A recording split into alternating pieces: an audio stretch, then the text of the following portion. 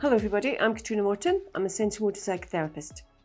And today what I'd like to talk to you about is why some of us really struggle to remember things. Why we might have big chunks of memory missing, or we're incredibly forgetful, we can't retain anything. Well, very little.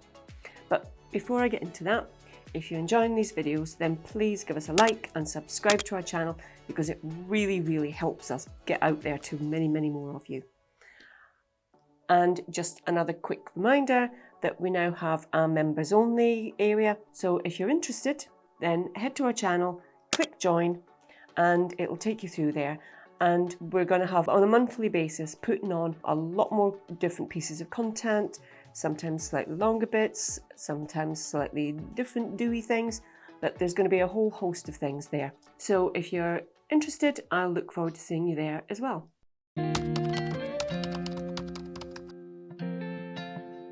So, why we struggle to remember things. Now, we can all be really forgetful. I do that thing all the time, that I walk into a room like, oh my God, I can't remember what I'm doing here. What I do know is, because somebody told me this really good tip, is you're in the right room, you might just not remember why you're in the room, because between, oh, I need to go and get that, and arriving, a load of other things has gone on, and now I can't remember what I'm doing here. That's kind of normal. Well, it's for me anyway. Being a bit forgetful. Some people need to write things down, otherwise they can't remember it. And we all have different ways of reminding ourselves to do things. But for a lot of my clients, it's really different. A lot of them have zero memory of their childhood, or they'll have huge chunks missing that they just don't remember. And sometimes, other family members will say, oh, do you remember so-and-so? Or they'll show them a photograph, and they will literally have absolutely no memory of it at all. It doesn't register in the slightest. And that can be very disconcerting for some people. There's a very good reason for it. Sometimes when I meet people, if I'm having a consultation or an initial assessment, then I'll say, what was it like growing up? Where are you in the family? And sometimes people say, I had a really good childhood. It was really good. Yep, there was nothing wrong there. When I ask them to tell me a little bit about it, sometimes they'll be like, well, I can't actually remember. I mean, I know it was good, but I don't remember much from my childhood. That's a bit of a red flag for me. It's like, it shouldn't be that difficult to recall. We're kind of designed to have a memory, and we all have, what was your first memory? And we all have different, times that we start remembering. We're different ages for different people, and certain things will stand out.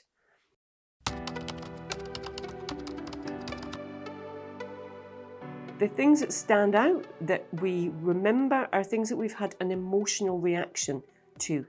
We don't just remember kind of bland things often that we've seen out of a window. We remember things that have impacted on us. That's how our memory works, either because it was a really joyous thing, or it was a scary thing, or it just had an impact. And it's like, oh yeah, I really remember that. And other times people will, do you remember so-and-so? Oh yeah. We might have to kind of drag it out a little bit. It's like, oh, remind me. Oh yeah, and the picture starts becoming a little bit clearer. That's how our brains they're designed to work. In our hippocampus, it's a little filing cabinet, and we've got all these layers and lists of things that go on. It's like, oh, give me a minute. But for a lot of my clients, that doesn't happen. And the one thing that most of my clients have in common is that they've been traumatized. They've had either early developmental trauma, or they've had significant traumatic experiences, or maybe sometimes a one-off, or sometimes a series of them. And it's meant that if they're going to be able to function, go to school, have friends, just live what looks like a normal life, they can't be carrying all of these traumatic memories with them all the time. You know what it's like if you've got something on your mind, if there's something niggling and going on, it can be hard to concentrate. Well, times that by 1,000 for trauma. This thing that would just be playing itself over and over and over again, carrying the horror of something or the fear of something. We won't be able to function. And so our really clever brain can just compartmentalize things.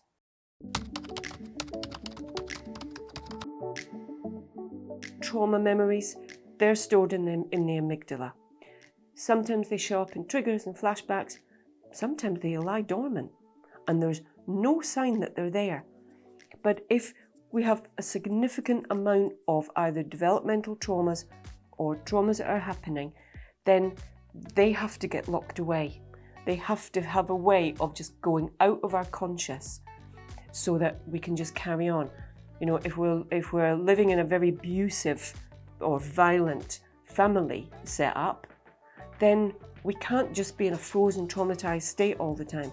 We have to find a way of kind of, okay, putting that one in a locked up place, keeping it in the cupboard, shutting the door on it, and our brain does that effectively so that we can just be around these people and it not look like something terrible is going on.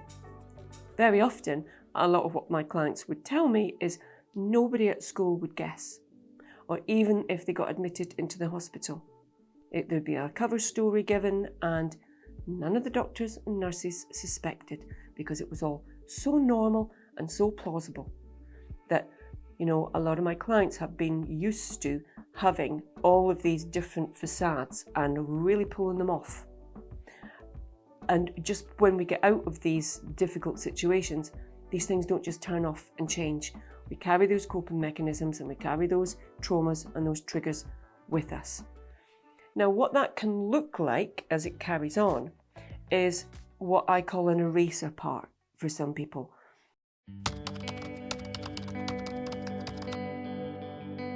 Often in the beginning, when I'm starting working with someone who has this way of dealing with things, big chunks of memory and bits missing, then we can have a really significant something, you know, really big coming up in the session. And when I see them the following week, like, you know, how were you after the session?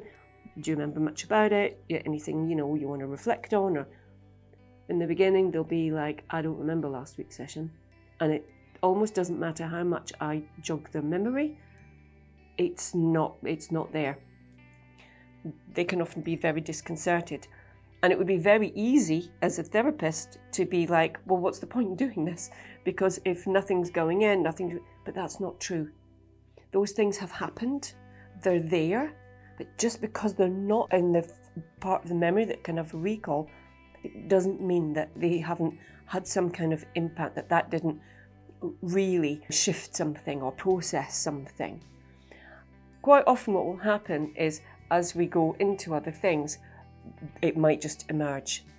And for some people, as we're working with the body, because in a lot of cases, we don't need the story. We don't need the things that have happened. And I'm really not a big fan of, well, let's dig into these things and bring them out. No. One, we already have that impact in our body. It will respond. And if you're prepared to tune into it and listen, and if you've got a therapist that can really observe the story, the narrative that your body's telling, then the body's telling its own story, because all of these things have impacted and imprinted on us, and they don't change. They will come up consistently time and time again. So we don't need the story.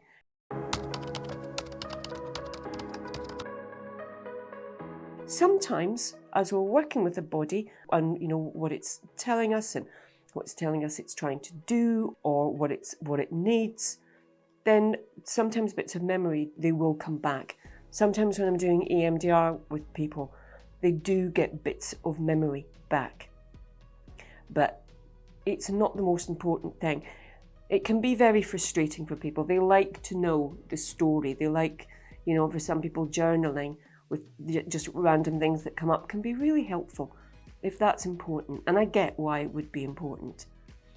But to understand that that is a mechanism that our brain and our body have, and they do it incredibly well, that will just erase chunks. as we begin, carry on working, and we understand that there's an eraser part, and we understand, why we do those things and why that was necessary, and we just work with what's here, then we find, that there's often the recall for that really improves. There's something about working with the body that it's very different to what it's been like back then. And when we can find ways of either helping the body complete something or regulating it or, recognizing what it's doing and why that would have really served well back then often those things are remembered. And that eraser part just steps down a little bit. It's like, okay, I don't need to wipe that out. This is actually safe, because it's all about being safe. It's, when we've got a lot of fear and terror that comes up with certain memories, then, that sets our nervous system off.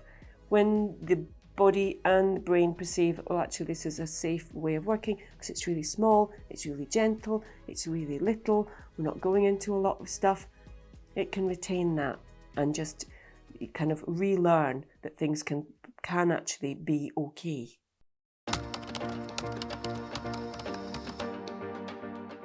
A lot of people do fear that what they're going to have to do is go digging around in the past, talk about the terrible things that have happened. Sometimes that's relevant, but it can be very traumatizing if you're not doing somatic body work with it or processing that trauma as it's coming up. And so, when we really learn the wisdom of the body and learn to read what the body is telling us, it will tell its story. And if we're tuned in and willing to notice and listen, then we'll get the story. And once I can start saying, whoa, your body is really telling a very consistent story here, then as things progress, people learn to start noticing themselves. And it's like, oh, and now I'm observing, I'm doing that thing again. Oh yeah, I can feel that my shoulders are turning away, or whatever it is that the pattern in the body shows up. And then we're starting to get our observer on board, and then we're going to be able to know much more about what the body needs and what it's telling us and what it's doing, so that everything's not just a mystery. Because it's bad enough if our past is a big mystery. We really need the present to be as least mysterious as possible and make the most sense that we can possibly make of things.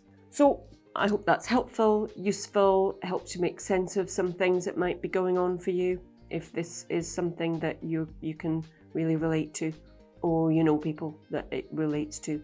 So if you've enjoyed this video, then give us a like, subscribe to our channel, and don't forget our members only area, and I look forward to seeing you there and here very soon.